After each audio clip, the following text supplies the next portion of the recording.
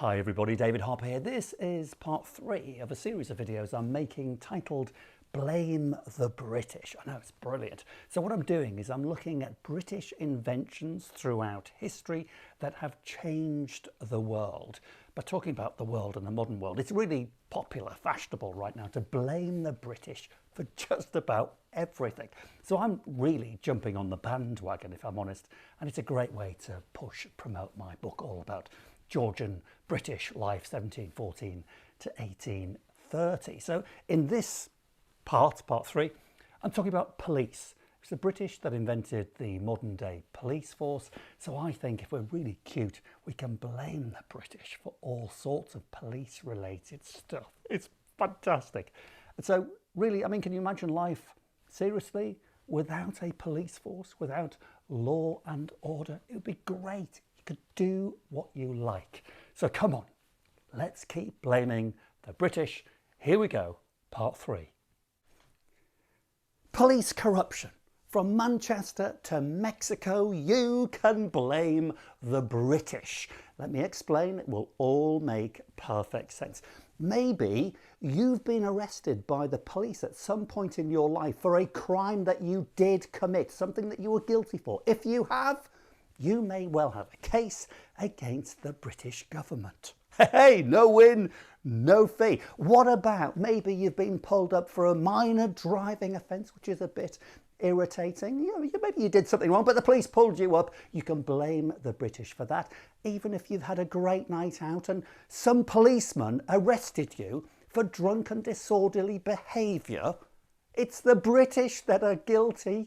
It was the British that invented and gave the world the modern police force. They are to blame. Listen carefully. This is going to make you furious. Okay, slight pause and a ruthless plug. All these stories about our British ancestors, they're funny, they're dastardly, they're strange stories our history teachers just forgot to tell us. They'll make you laugh, they'll make you cry, but they'll also make you very proud of British history. It's all in my book, A Romp with the Georgians, and you can buy it on my website. Okay, law enforcement, say, in the 18th century and before was very different to what we understand law enforcement to be today. There was no fixed police force. Each district in Britain would have 1 or 2 constables, which is where you get the constable and the police force from the name. But they weren't police. They were kind of high status individuals whose job it was to investigate crime. So you could go to your local constable and say that somebody's pinched a pig or something. If you gave him proof of this, he would investigate it. If he felt that the potential pig thief was guilty, then he had the power to send the potential criminal off to trial. So the Crown had a judicial system, but it was all very ad hoc. And a lot of these constables, because they were admittedly high status, it was a bit of a prestigious job. They weren't paid, and so they couldn't really be bothered often to investigate the crimes. There's an awful lot of corruption going on, backhanders, that kind of thing. And often a constable would kind of pass on the role of investigating a crime to an underling. So very often things didn't get done. Now the Crown knew this, and so they would offer it was a great idea. It was a reward system. So you as an individual, if you wanted to earn a bit of money, you could dob in your neighbour if you knew them to be a criminal. And I'll give you a great example. In the mid-18th century, if you knew somebody who was a highwayman, highwayman, and you dobbed him in and he was found guilty, you'd get £100 for that. So you were selling criminals, and £100 in the 18th century equates to about £12,000 today. So there was money involved. It wasn't a perfect system, this. And it was really your responsibility as an individual, if you felt a crime had been committed against you, to investigate it, get the proof, give it to the constable, and hope that he found it necessary to send the potential guilty party to trial.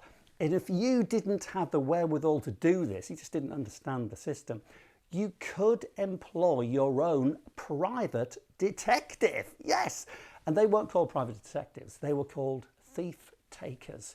You could employ a thief taker who would come along and investigate the crime on your behalf. The problem with the thief takers was this: they were often the thieves themselves. So they'd go nick something and then get employed to investigate the crime that they'd committed. And obviously they're not going to find themselves guilty.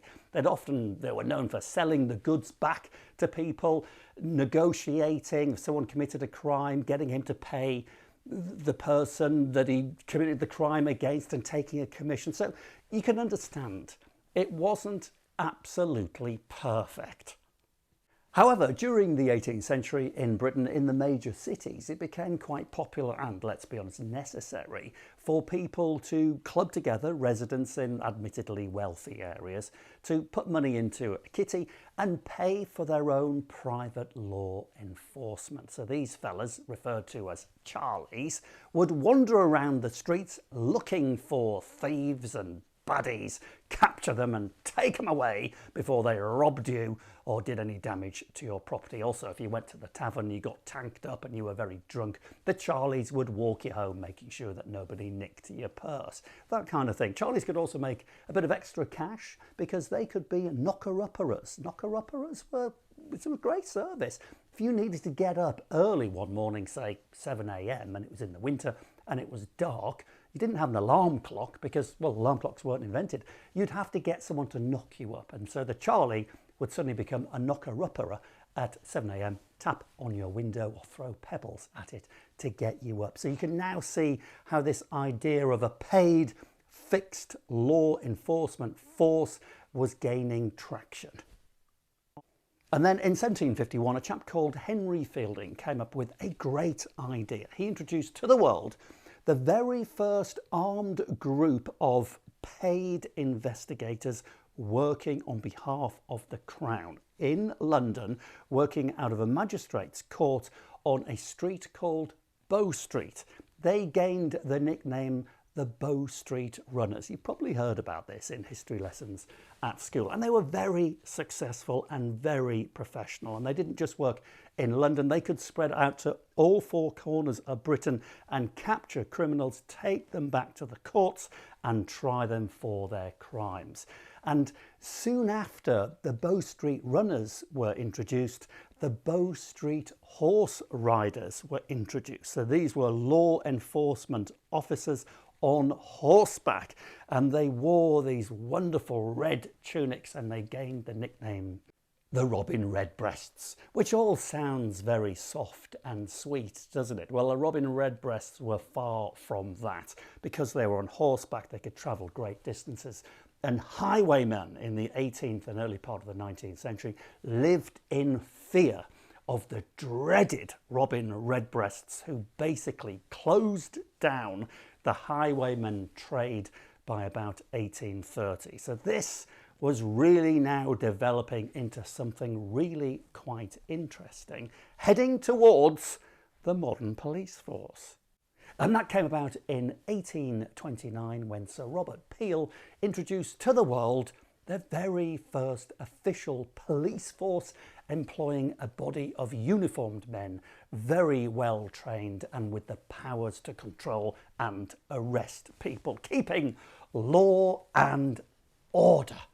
Damned British. And Robert Peel, of course, the nickname for Robert is Bobby, and this is where we get the nickname for police all around the world today, the Bobbies. And so for the past almost 200 years, the whole world has had to suffer from a police force in one shape or another, because the British model of the police force was exported all around the world. All modern police forces are based on the original British idea. So remember, if ever you've had a nasty experience with a nasty policeman at some point in your lives, you know who to blame. It wasn't your fault. Blame the British. Oh yes, I'm David Harper. Until next time, cheerio.